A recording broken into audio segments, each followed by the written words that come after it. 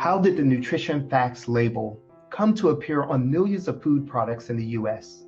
As Auburn University historian Xaq Frohlich reveals in his new book, From Label to Table, Regulating Food in America in the Information Age, these seemingly innocuous strips of information reveal the high-stakes politics that can help determine what we eat and why.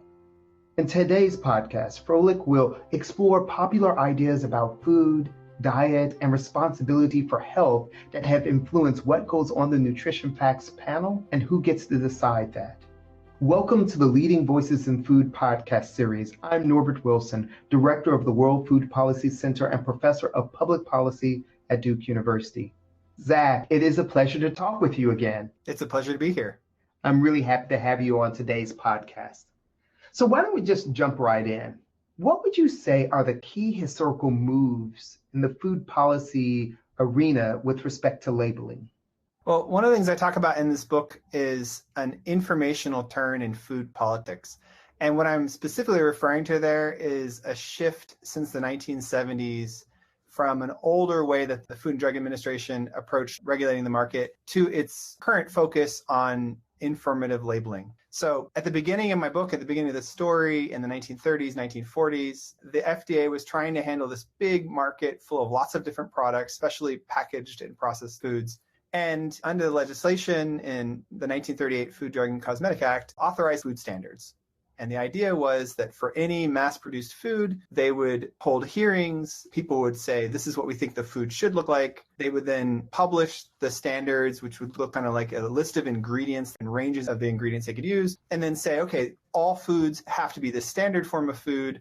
If not, we will either remove them from the market or call them imitation. And this was a system they used for decades, and it created a lot of problems. In the late 1960s, people started to get unhappy about this. There was this big turning point connected to the White House Conference on Food, Nutrition, and Health, where Nixon administration brought together lots of nutrition scientists. And one of the conclusions that came out of that is we need to change the FDA's system. And so in the early 70s, the Food and Drug Administration says we're going to pivot away from these food standards and start focusing on informative labels. And so this is when you get the requirement of ingredient labeling on all foods, including standard foods. And you also get the first voluntary nutrition information label. And so my book looks at this change in strategies away from standardizing foods towards standardizing information about foods and creating these kinds of consumer-oriented information labels.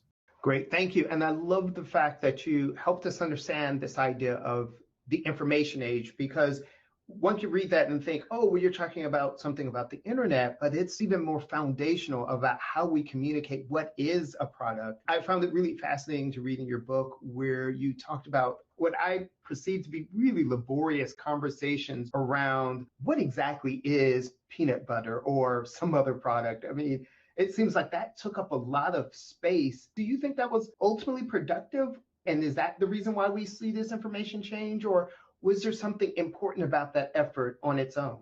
So there were advantages and disadvantages of the old food standards approach. One of the advantages is that everybody who wanted to raise an issue was invited to attend those hearings. This meant that you could have really colorful exchanges. There is one woman who ran a homemakers association who would show up and she would get a lot of attention because she was very colorful in her criticisms of proposed standards. So it could be a very democratic space in that sense. On the other hand, they could run on for years. And there were contentious hearings where you would have dozens of lawyers from different food companies. It was held like a kind of legal court proceedings, and there would be objections and counter evidence and counter witnesses. And so one of the complaints in the 1970s is that this was another example of like an overly burdensome centralized government agency and process that was expensive. And the switch towards using informative labels and moving away from food standards was seen to be a kind of lighter touch form of governance. The disadvantage is that now you have an even more backstage discussion about what goes on this label. And it means that consumers have even less access to who's making those decisions for them. Can you talk a little bit more about that? What's in the backstage that we're not privy to? I think one of the misconceptions about the food label is that it is this window into the food, right? Especially something like nutrition and ingredients. You look at a packaged food and you don't know what you're seeing. And therefore, if they require the company to print the ingredients and nutrition, then you can look at that and now you have the kind of answer. In practice, it's more complicated. Deciding what kind of information appears there, which nutrients do you want to do, how do you calibrate those in terms of the daily diet, or how do you name the ingredients? Do you use the scientific name? Do you use the common name? Those questions are getting decided by people backstage. This could be FDA regulators. They could allow companies to make those decisions. And so the label is actually a translation of those kinds of decisions. And one of the arguments in my book is that you can't get away from the values of these expert communities in deciding what goes on that label. Yeah. Now, thank you for that. I am really intrigued by how you are talking about the role of FDA, and I want to come back to that in a moment, this sort of panel of experts and something that we think is so foundational, foods that we eat. We should know what they are. We believe we know what they are. They're part of our larger history. But what I'm also hearing is actually government organizations mediate what we understand food is. I'm intrigued to learn some more. Given what you've learned about the history of food labeling, what do labels offer as a policy tool? Often the way people see food labels is that it's a kind of knowledge fix, especially with packaged foods. Because you don't know what's in them, there is this sense that there's a kind of uneven playing ground between the producer and the consumer, right? The producer knows how it was produced. They know what's in the food. They're selling this to consumer, and there's concern that they might mislead the consumer. And so this idea is that the label is a kind of technical solution to that market problem. And in many ways, it can work this way, but there's actually a kind of translation work involved in there. It's a more complicated story than just a knowledge fix. And in fact, a lot of studies that look at how people read ingredient labels, and especially nutrition labels, will talk about how they fail to understand this or that aspect of the nutrition label because consumers are dealing with decision fatigue. They're in this, what people call the attention economy, where they don't have a lot of time to look at labels. So often reading the label is the least important part of food labels for policy. In fact, over and over again in this history, I discovered that when the FDA was introducing changes to the food label, regulators and others would comment on how actually the biggest impact is that it would lead to companies changing the foods before. So even if consumers aren't reading the label, they're affected by those changes because companies are reformulating the foods. I'm really interested in that. And I know that there is a body of literature that talks about this idea that by having to put the information out in the public, what you're saying is companies reformulate because they want their products to look better, or maybe they actually are making the products better. Is that a fair assessment? I think this is where you get into the tricky aspect of what we mean by better.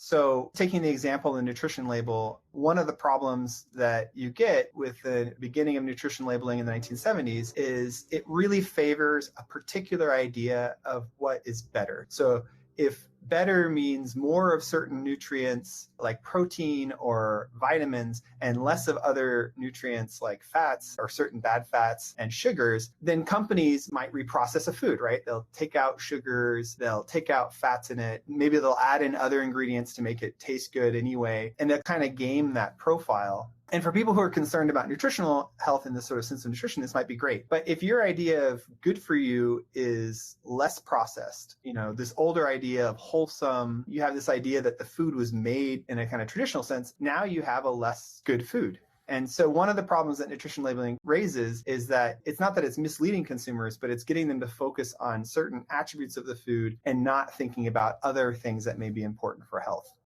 That's really helpful. I'm doing some work on date labels, and I've been thinking about this idea of how far can these labels go and helping people make the best choices possible, however we define best, and that these labels are, as you said, they're the beginning.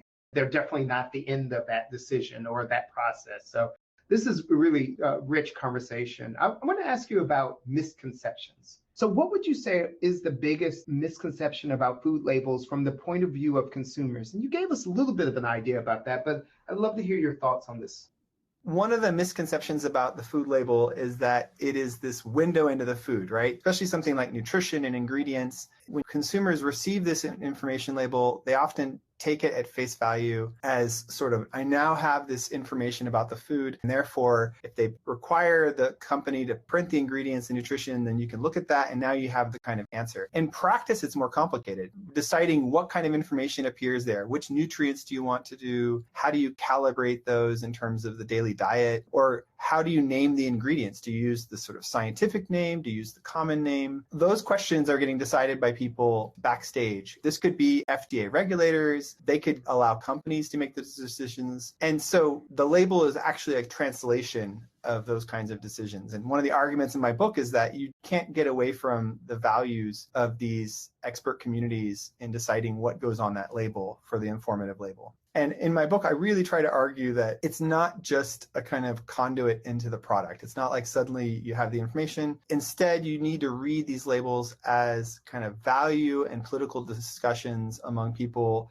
who often have to make compromises. My favorite example of this with the nutrition facts panel was the decision to use the 2,000 calorie amount for daily values for the average American consumer. I remember interviewing a guy at the FDA and I asked him about that. And he said, well, actually, that's not accurate. It's not like if you averaged out everyone's caloric needs, even in the 1990s, based on what they knew then, it would have been 2,000. For men, it was much higher. It was like 2,350. For women, it was lower. But they settled on 2,000 as a kind of pragmatic decision for multiple reasons. One, they hoped that if it was rounded, consumers wouldn't think of it as like a precise tool, and it would be easier to do math with. And also, it was on the low end of what you should get. So the idea was that this would discourage people from eating too much. So they made all this kind of compromises in it. But if consumers see this and they see it as a kind of science, then they tend to think it's more rational than it really is. And that's the kind of thing I was most surprised about from doing this history, was discovering that actually consumers aren't reading these labels as rational calculators. They're reading them emotionally. And the best example of this I got was interviewing Berkey Belser, who recently passed, and he was the head of the design firm that designed the nutrition facts label. And he described it as a government brand. And he said,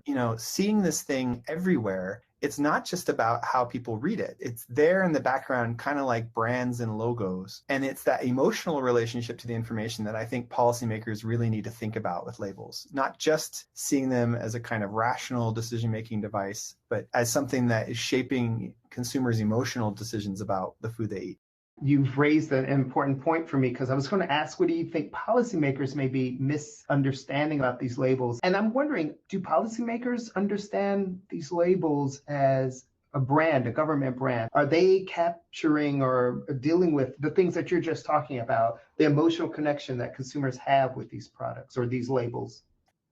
I think that one of the advantages of labeling, and I think this is why the FDA started looking at it more as an important tool in the 1970s, is that it's a lot easier to focus on the package as a kind of site where you can police market behavior. So it's much easier to do that than to go into manufacturers' factories to kind of say, this is good, that is bad. You can use it as a kind of accountability device. So I think from the point of view of regulation in a big national and increasingly international market, that's one of its advantages.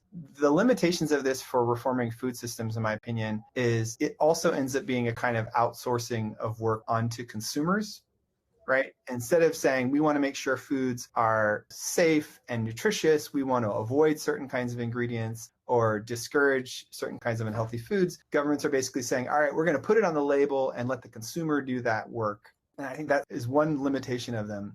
The other thing that I also think happens is it's not just outsourcing to consumers, but it's also putting that in the market and using the market to solve those kinds of problems. And for mandatory labels like the Nutrition Facts Panel, this means that consumers who have the time and resources might end up adopting a healthier diet because of it, but many consumers who don't have those kinds of choices aren't going to be helped by this informative fix. For voluntary labels, and this is something I talk about at the end of the book, I call them lifestyle labels or risk labels, depending on what you're talking about. So organic, carbon footprint labels concerned about the environment, these kinds of third-party certificate labels, it becomes this kind of opt-out. Instead of reforming the political system, you're providing this kind of market upsell option for consumers who have those resources. Now, this is good. I'm intrigued to think about the FDA in its historical place. Your book provides a history of past FDA activities on food labeling, and you talk wonderfully about those already. How does it speak to current policy concerns at the FDA? And you were giving a little bit of an indicator of that with the front of pack labeling. I'm wondering, are there other spaces about FDA concerns today? I think if you're really committed to reforming the food system, then food labels are only ever just the start to that reform work. They can't be treated as the solution. And I think in the past, You have a lot of cases, particularly with public government, where the label is put forward as the kind of answer to a political problem. And then they don't think about the need for staff to keep the education up about the label or enforcement. And so they don't treat it like the beginning of that reform work. One of the things I find really exciting about what your book is doing, that you're a historian and you're talking about the development of this policy and it has important implications. What do you think history offers us in the current policy discourse? What do you bring to the table that we miss out by not talking with historians? So when I was doing this research, this event that I didn't know happened that turned out to be really important in the story was this White House conference in 1969. At the time, the impetus for this conference was the sort of sudden public awareness of ongoing hunger in America. In 1960s, people who were involved in civil rights realized that if they could focus on the issue of hunger, they could get a broader attention to problems of poverty and disparity in America. And in 1968, this became a big public issue because of a widely watched TV documentary. And so everyone was talking about hunger and its connection to poverty and inequalities in America. And when the Nixon administration created the White House Conference, the language of poverty and the concern of poverty was central going into the White House Conference. There was a kind of shift over the course of the conference. Initially, it's talking about hunger and how that's a malnutrition issue related to poverty. But by the end of the conference, they're starting to focus on consumer education, better labels, better information. And in some sense, we haven't got away from that framing shift. And I really saw this recently with the Biden administration. It held its own White House conference on hunger, nutrition, and health in 2022. And nowhere in its report was there a mention or discussion of poverty. They were really focused on foods as a vehicle for health, improving labels, instead of talking about poverty as the kind of root concern. Again, the kind of overall framing is if we engineer better foods in this nutritional sense, or we give you better information labels, then we'll solve the health problems America's facing. And I think that that policy focus is ignoring the broader context of how Americans eat and how they're making their decisions. And so I see my book as kind of providing a broader lens to think at the issues, not just historically, but also looking beyond sort of the field of nutrition or considerations of government, but looking at how these different institutions are all interacting with each other to shape policy. So I think the two important things there about what history can offer in present policy, one is that I actually think a lot of people working on these issues today have no idea where they came from. And I've experienced this as I've given talks. I've had people in industry or people who work on policy sort of say, I didn't realize that that was where the standard for milk came for when they were talking about recent changes in terms of the nomenclature for milk. Or I didn't understand that, healthy as it was defined in the 1990s was in the context of one kind of health war, but today there's a kind of new public health concern about other types of foods. So part of it is that I think that policymakers will really appreciate getting that older context. I often call it institutional memory because you lose that institutional memory. The other thing that's really striking is at the beginning of my story in the 1930s and 1940s, nobody was using words like saturated fats or carbohydrates. It was a different era and people were really talking about food differently. And so it's useful. I think of it as like study abroad. You go to this place, you see that people are talking very differently, and then you come back to your home country, or the present, and you realize, there's this aspect of food that I was taking for granted that has really changed in the last, 5-6 decades. Xaq, thank you so much for that. And thank you for that framing. And I'm so grateful for your book. It will be something I will reference in my food policy class. So thank you for this work. It's been a pleasure. Thank you. Our guest today is historian Xaq Frohlich from Auburn University and author of the book From Label to Table, Regulating Food in America in the Information Age. And thank you for listening. If you would like to subscribe to the Leading Voices in Food podcast series, you can find it on Apple Podcasts, Google Podcasts, or your favorite podcast app. Podcasts and transcripts are available on the website of the Duke World Food Policy Center. This is Norbert Wilson. Thank you.